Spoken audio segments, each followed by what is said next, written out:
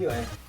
Hey guys, welcome to the comic book review. Today we're talking about The Year of the Villain, the Joker #1, and a couple of things I want to mention about this book. First of all, this book is written, it's really great.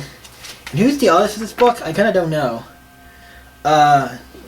Pencils is by Philip Tan, so I'm like, oh, Philip Tan, I know I've seen your work before. I'm like, oh, I've definitely seen your work before. I think it's in Batman, or it's in the Batman book, or something, but I know I've seen your work before in something else, so... You're a really good artist, so this book has talented artists, Philip Tan's really great. So this book is written by John Carpenter.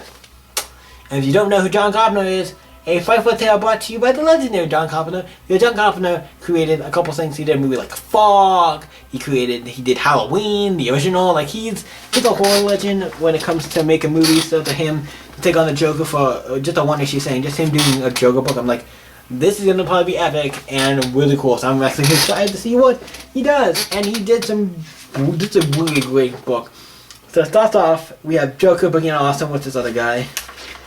He seems to be like a henchman or something of Joker who's always around. And they go off, and then he goes to like this old base of his where he has a bunch of his old goons, and he basically blows it up and kills everybody. And like, okay, now we're gonna start over. And it shows him and this other guy going around doing a bunch of shit, like it's him and Joker and everything. Doing a bunch of, like, causing a bunch of reckoning and doing stuff, dumping stuff into the lake and everything.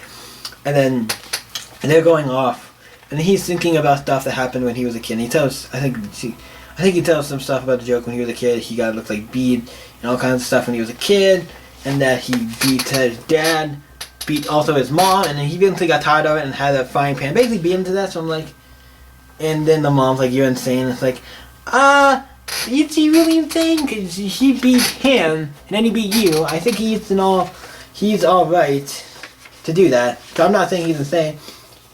The Joker asked him, like, say something fun, and that's what he said. I'm like, ooh, he's like, fun. And it's like, and I love the way Joker's gone in this. He looks very, like, a little more creepier than he usually does, so I kind of like that. Something about the way the other one was just a little more creepier, and I like that. And then they go in to rob this store, this like convenience store, take some stuff, and then guess who breaks in to try to steal rob this store, and it's Condiment King. I'm like, okay, John Carpenter. I'm surprised you know who Condiment King even is, because most people probably would not even know who Condiment King is. So it's like an interesting thing to have him in here.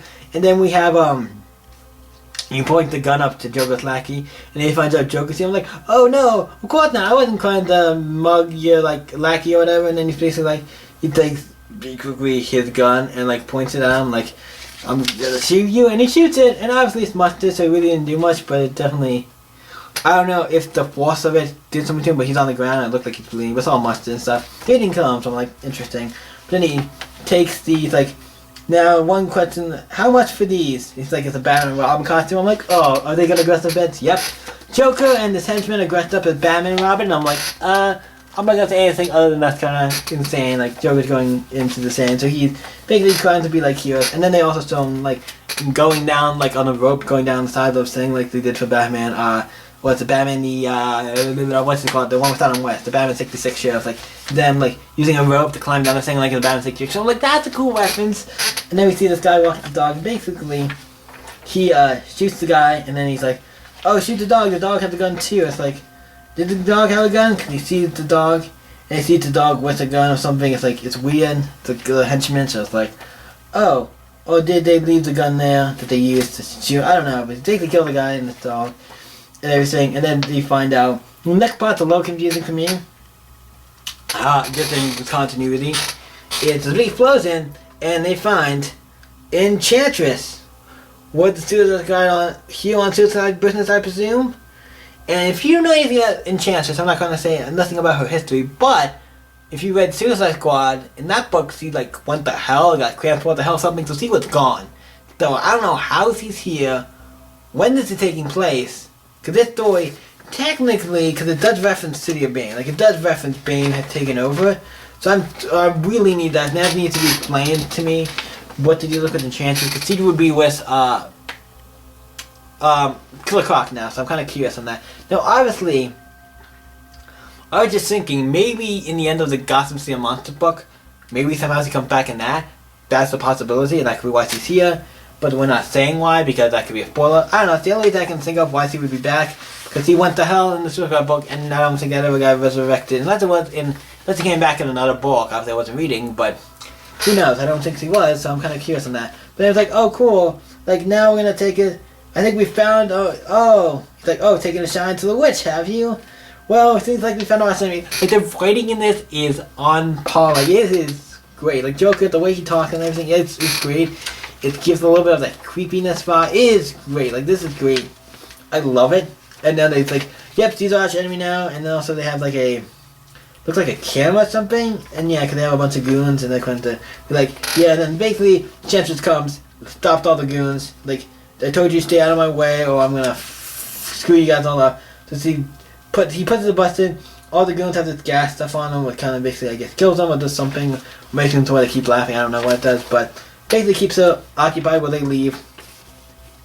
And then, yep, all the goons are dead. And then they get to a point where he's sitting there in a restaurant, got some Guido's restaurant, and him and Milkshake melting, don't waste. I like he says Milkshake melting, don't waste it. I'm like, yeah, Milkshake melt. The kind of, I get kind of do, but like he's just like drinking, and then he's like $6 for sandwich. That's crazy. He's like criminal. Like gotta keep the change. Like stabbing. Like did you just attempt to pay for me and all this stuff? Like, oh, I was gonna pay. He's like, I'm gonna pay for this. Da, da, da. Basically, eventually, where they go jumping over top of rooftops like Batman Robin, he trips and falls, and he's like, ooh, I'll come and get you. So he basically runs off and is like, I can't do this anymore. Da, da, da. If you see some other guys, I think they're like, get going hard once you hold out of here by daybreak. So we have some other villains going on and doing something and taking name, and obviously because Bane's taking over the village and everything, so he basically is like, I gotta go back to my mom, I'm done with it, I don't want to be with the Joker anymore. He goes back to his mom, and obviously the Joker's there in the batsuit and he has the mom tied up. It's like, oh shit. It's like, is he gonna kill her and stuff? Is this gonna get really dark? I'm like, this means the book is already kind of a darker book, and I love it. This book has been great. This is probably this is my favorite out of the villain. Of the villain one-shots, this is the best so far. This is like, and for this coming also on Halloween, I think it was great. In the month of October was great. So the boy, the guy who gets the henchman, I can't remember his name, maybe I'll stay here at the end, but he jumps and tries to take on Joker, and they're going to fight. He's trying to choke Joker, but he takes the Mac off. He takes his Mac off, the Batman Mac, and puts it on him. And then he's like, ha ha ha, murder. And he's like, what? And he basically takes the crowbar and starts beating him. Basically like he did Jason Todd. And like, oh, now that's more like it. So he just beats him almost to death with a crowbar. And then he's lying there, like, really beaten up. But he's not dead, so he basically was able to save the...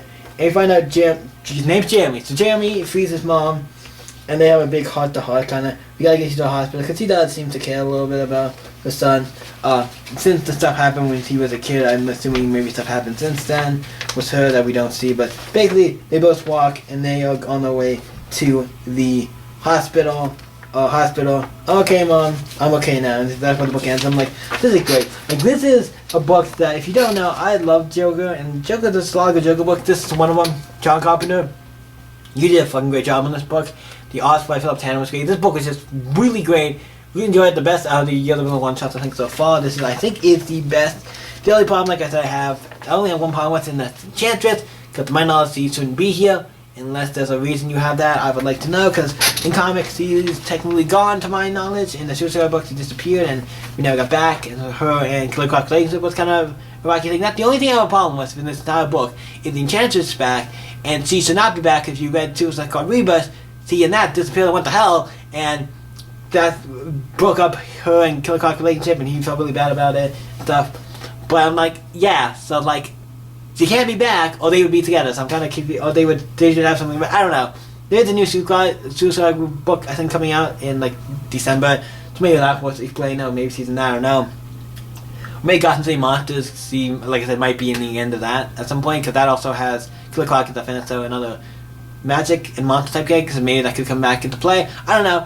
But like I said, the book is great. Other than that, the book was really good. And even that was like would have been at least nice if they said something worth it came.